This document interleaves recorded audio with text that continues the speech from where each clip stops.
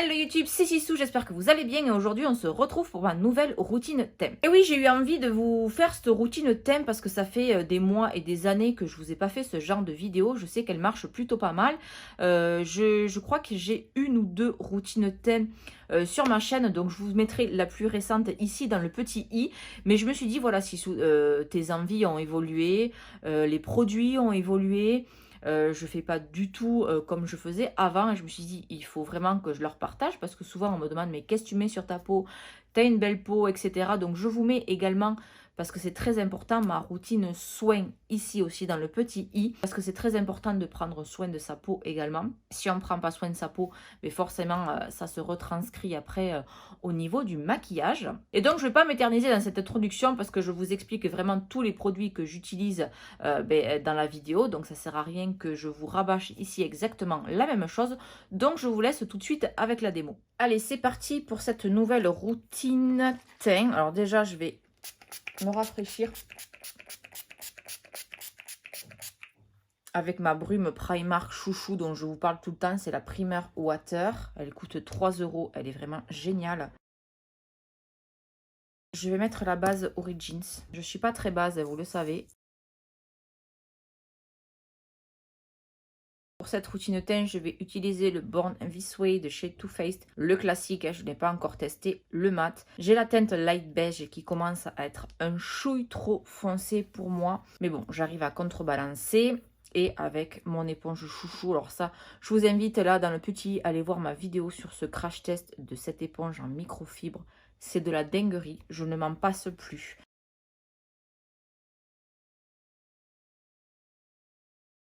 En anti-cerne, je reste dans la même gamme, le Born This Way. Pareil, je l'ai en teinte light beige. Je remets un peu de brume sur ma Juno & Co pour bien hydrater mon contour de l'œil.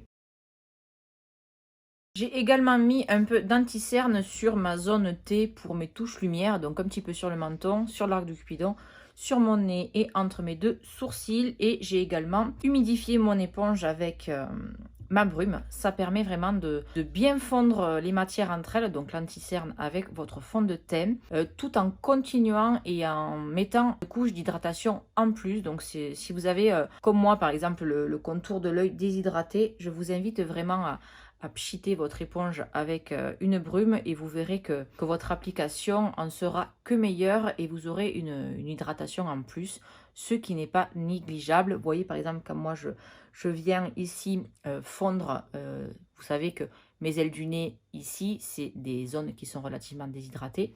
Et le fait de pchiter mon éponge, j'ai beaucoup moins d'effet matière au niveau des ailes du nez et de mon menton. Je vais venir poudrer et là encore beaucoup de changements. Si vous avez déjà vu ou pas mes anciennes routines teint, je vous invite à aller checker sur ma chaîne. Vous en trouverez deux, je crois. J'avais fait 2 routines teint. Au tout début, je mettais beaucoup de fond de teint, beaucoup de poudre. Je faisais notamment du baking. J'en fais de moins en moins, déjà parce que je prends de l'âge. Donc forcément, j'ai le contour des yeux déshydraté avec d'autres certaines zones. Et le fait de faire du baking ou de mettre beaucoup de poudre, pardon, ça accentue cet effet desséché et ça accentue le défaut s'il y en a. Pas besoin de poudrer énormément. Je le répète encore, bien évidemment, j'ai une peau mixte déshydratée. Si vous avez une peau très grasse, bien évidemment que je vous invite à poudrer votre teint avec une éponge ou avec une houppette pour bien imprégner votre teint et pour bien faire pénétrer la poudre et enlever le surplus avec un gros pinceau. Moi, je n'ai pas ce problème-là. Je brille un petit peu en fin de journée, mais c'est pas catastrophique. Et c'est tout à fait normal. Je le répète encore une fois, un visage naturel est un visage qui a des brillances naturelles. Un visage naturel n'est pas du tout mat. Si vous aimez cet effet mat et figé, comme je l'aime de temps en temps. Il y a des jours où j'aime avoir un teint super mat. Il y a des jours où j'ai envie d'avoir un teint glowy et naturel. Un autre jour où j'ai envie d'un mix des deux. Ça encore, c'est à l'appréciation de chacun. Mais un teint naturel a des brillances naturelles à ce niveau. Vous voyez, là, je ne suis pas poudrée. Si je tourne mon visage, vous voyez bien, là je viens de me maquiller, donc j'ai pas de surcouche de sébum, mon visage brillait. Et vous voyez, ce fond de teint, il est joli parce qu'il n'est pas complètement mat, il est plutôt satiné. Donc c'est pour ça que pour tous les jours, je l'aime beaucoup. Donc ce que je vais poudrer, je vais prendre un petit pinceau fluffy, comme ça, n'importe lequel, parce que je vais poudrer des petites zones, donc pas la peine de prendre un énorme pinceau. Je poudre uniquement le dessous de mon œil, pas que mon anti-cerne bouge, mais uniquement, vous voyez, sur le cerne, je vais pas là, parce que vous allez comprendre pourquoi après. Donc je tapote ma poudre pour bien quand même la faire pénétrer et je descends sur mon aile du nez, parce que l'aile du nez, ça fait partie bien sûr de la zone T. Et c'est les endroits qui brillent le plus, je vais y arriver aujourd'hui. Et ici un petit peu, là au niveau de mes rougeurs, parce que j'ai descendu mon anti-cerne à ce niveau-là pour camoufler un peu plus mes rougeurs. Encore une fois, si vous n'avez pas de rougeurs, vous pouvez très bien rester sur votre cerne. Je ne poudre que cet endroit-là. Et vous voyez, en légèreté. J'appuie un petit peu pour faire pénétrer la poudre, mais pas non plus à outrance. Ensuite, le contour de la bouche. C'est une zone, pareil, qui ne brille pas naturellement. Et entre mes deux yeux. Les autres parties ici du front peuvent briller. On poudre uniquement entre les deux yeux. Pour un effet naturel, encore une fois, je le répète, si vous aimez vous matifier tout le visage, matifiez-vous tout le visage. Allez, on continue avec les contours slash bronzer. Je vais utiliser le Tantour de chez Huda Beauty. Je l'ai en teinte fer, ce qui est bien avec ce contour. C'est un contour et un bronzer crème, mais quand vous allez commencer à le travailler, il va se transformer en poudre. C'est un produit waterproof, donc il n'a pas besoin d'être poudré. C'est pour ça que je me suis focalisée sur ma zone T, vraiment sur les brillantes dites disgracieuses et qui ne sont pas naturelles, entre guillemets, pour laisser place à un visage qui a du fond de teint, de l'anti-cerne, mais qui n'est pas poudré. Et je vais venir continuer mon teint avec des produits crème. Donc là, le Huda Beauty, je vous dis, je l'ai en teinte fer et je vais venir le déposer avec un pinceau MAC. Le chiffre s'est effacé. C'est un pinceau duo fibre comme ceci. Donc là, ça va pas être des contours, ça va être plus du bronzer. Donc je vais venir faire des petits mouvements circulaires. Donc j'ai fait une vidéo, le contouring pour les nuls. Donc je vous le mets ici dans le petit i où je vous explique vraiment la différence entre le bronzer, entre le contouring. Donc vraiment, si vous avez encore des questions sur les contours, le contouring, le bronzer, quelles sont les différences, je vous invite vraiment vivement à aller voir cette vidéo. Vous voyez ? Ce produit, pourquoi je l'aime, il se fond nickel à la peau, il ne fait pas bouger mon fond de teint en dessous. En 2 temps, 3 mouvements, vous avez un joli teint et comme je vous ai dit, une fois travaillé, il se transforme en poudre, donc vous n'avez pas besoin de le poudrer. Et vous voyez l'effet bonne mine, c'est instantané, c'est magique. J'adore ce produit. Voilà pour mon bronzer. Et ce qui est bien avec les produits crème également, c'est que si, par exemple, vous voyez sur le front, ça peut arriver de forcer un peu trop et d'avoir... bon là, comme je vous ai dit maintes et maintes fois, j'ai plusieurs éclairages artificiels. Donc je suis obligée de forcer sur mes contours en général. Parce que sinon, ben, la lumière en plus directe comme ça écrase le visage. Et si j'ai pas envie de ressembler à une feuille morte, je suis obligée de forcer sur mes contours. Et donc, comme je disais, ce qui est bien, c'est que vous pouvez reprendre votre petite éponge si vous êtes un peu foiré et vous venez fondre encore une fois les matières entre elles. Et comme ça, ben, ça fait comme une gomme aussi, hein. Donc là, vous voyez, vous venez bien fondre tout. Donc là, bon, c'est déjà bien fondu, mais si jamais ça ne vous convient pas, vous pouvez toujours vous faire comme ça. Et vous pouvez reprendre également votre petit pinceau. Moi, je sais que voilà, c'est du bronzer, je n'ai pas fait du contouring, mais j'aime bien ici que ça soit net et précis. Encore une fois, c'est personnel. Et je viens juste avec le petit pinceau définir comme un genre de gomme, mais vraiment en légèreté. Vous voyez, c'est pas du gros baking. Juste, je viens définir mon contour ici à peine. Alors, ça se voit plus dans la caméra parce que honnêtement, à l'œil nu, là, dans mon miroir, vous voyez, je regarde le retour parce que franchement, mes contours, je les vois quasiment pas. Alors, vous allez me dire, ah, mais n'importe quoi, on les voit quand même. Oui, on les voit. mais je vous assure que pas autant que dans la caméra. Donc vraiment, je m'aide du retour parce que sinon, j'ai l'impression que ce que je fais, ça sert à rien. Ensuite, pour une mine fraîche et naturelle, quoi de mieux que le blush pour donner bonne mine? Alors, je vous avoue que pendant des années, bon, vraiment, techniquement, je suis tombée dans le make-up il y a vraiment 8-9 ans. Avant ça, je me maquillais comme je me maquillais avec les embouts mousse. Le contouring, ça n'existait pas pour moi. Je mettais pas de fond de teint, pas de poudre, donc pas de blush, pas de contour, pas d'highlighter, encore moins. Je faisais un trait de liner, un peu de mascara, mes sourcils, n'en parlons pas. Mais du coup, le blush, c'est vrai que c'est une étape à ne pas négliger, même si vous n'avez pas envie de faire votre contour, mais que vous avez envie de mettre une bébé crème et d'avoir bonne mine, quoi de mieux que le blush et le blush crème. Donc là, je suis tombée en amour. Donc là, j'en ai qu'un. J'ai le Pétale Poppin, c'est le 02 de chez Fenty Beauty. Mais ces blush crème sont absolument fantastiques. Donc comme ça dans le pan, ils paraissent hyper forts en pigment. Mais en fait, pas du tout. Ils sont tellement crémeux. Ils sont crémeux, mais ils se fondent naturellement à la peau. Regardez, je le prélève directement au doigt.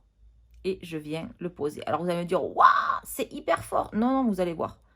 Ils se font super bien à la peau. Donc encore une fois, hein, je ne l'ai peut-être pas précisé, mais quand on utilise des produits crème, bien sûr qu'on ne poudre pas son teint. Si vous voulez poudrer entièrement votre teint, vous mettez d'abord vos produits crème et vous venez ensuite fixer avec votre poudre. Surtout pas l'inverse, parce que ça va vous faire des taches. Là, si j'avais poudré mon teint, forcément, quand vous poudrez votre teint, ben, c'est pas uniforme. Hein. Pareil, vous allez avoir un peu plus de poudre ici que là. Et donc, ça va tacher. Ça va tacher et du coup, vous allez ruiner votre teint. Vous allez être obligé de recommencer. C'est pas ce qu'on veut. Vous voyez l'effet naturel qu'il donne. Ce truc, il est magnifique. Il est pêche rosé. Pareil, si vous trouvez que vous avez un peu trop forcé, vous pouvez reprendre votre éponge et venir fondre le blush crème. Moi, ça me va tout à fait. Votre blush est posé. Vous avez cet effet bonne mine en 30 secondes. Pareil, vous n'avez pas besoin de le poudrer, votre blush crème. Franchement, moi, je l'ai mis tout l'été, ce truc. Pourtant, on a eu des grosses chaleurs cet été. Ça ne bouge pas. Pour terminer avec mes produits crème, on va venir bien évidemment mettre de l'highlighter. Ça aussi, ça reste optionnel. Je sais qu'il y a des personnes qui n'aiment pas du tout l'highlighter, qui n'aiment pas du tout briller. Déjà, vous voyez que rien qu'avec un fond de teint qui n'est pas ultra mat, qui a un fini satiné, vous voyez que dès que je bouge, j'ai quand même des brillances naturelles. Donc, pour tous les jours, vous pouvez très bien rester comme ça.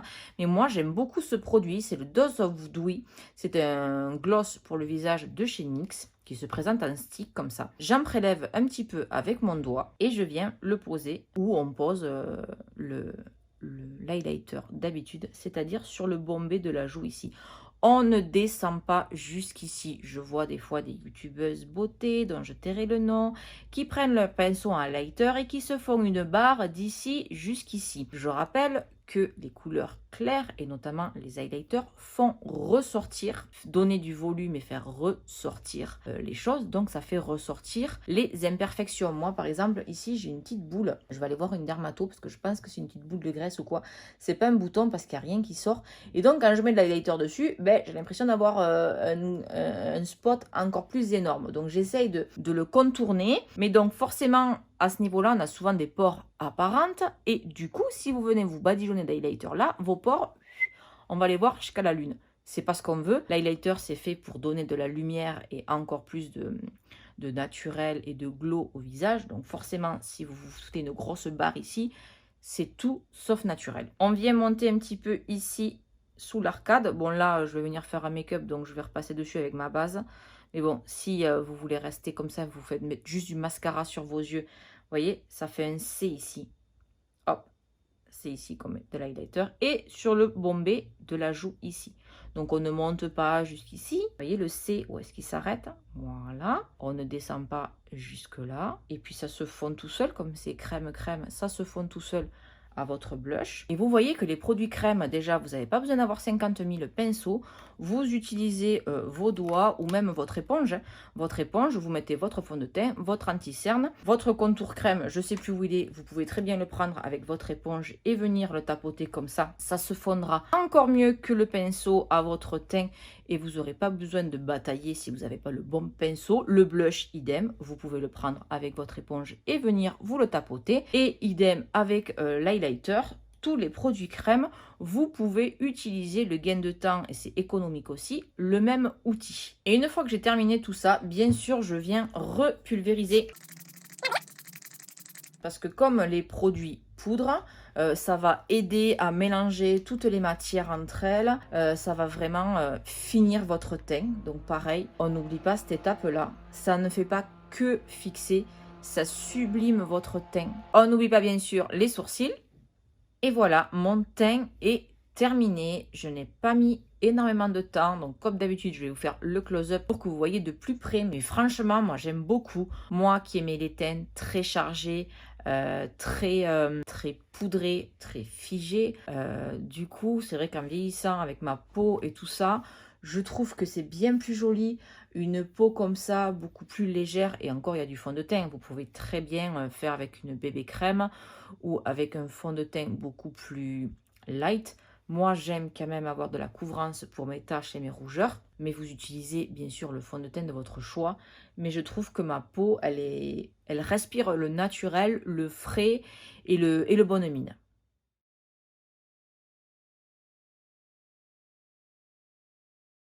Voilà, cette nouvelle routine teint est maintenant terminée. Donc n'hésitez pas à me dire en commentaire si vous aviez déjà vu mon autre routine teint, qu'est-ce que vous en pensez? Est-ce que ma peau elle a l'air mieux maintenant ou elle avait l'air mieux avant?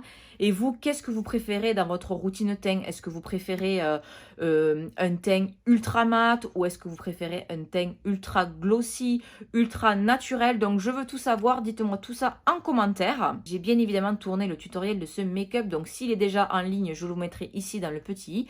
Si ce n'est pas le cas, je vous invite à checker ma chaîne régulièrement. Il arrive très très vite. Et je vous invite également à me rejoindre sur mon Instagram. Je vous le mets juste ici, car sur mon Instagram, bon, on papote, je vous fais des revues, des sondages, des questions, mais je poste tous les close-up des make-up que je réalise. Il y a des make-up que je réalise pas forcément en vidéo, donc vraiment, allez checker mon Instagram. Il y a vraiment tous les close-up de tous mes make-up avec tous les produits listés. Et donc, c'est plus facile de cliquer sur le nom d'une marque pour voir qu'est-ce que j'ai utilisé. Donc, si cette vidéo vous a plu, n'hésitez pas à me lâcher un pouce bleu. On s'abonne à la chaîne si ce n'est pas encore fait. C'est facile, c'est gratuit, ça fait toujours plaisir. On n'oublie pas également d'activer la petite cloche pour être notifié dès que je publie une nouvelle vidéo. Je vous fais des gros bisous et on se dit à la semaine prochaine.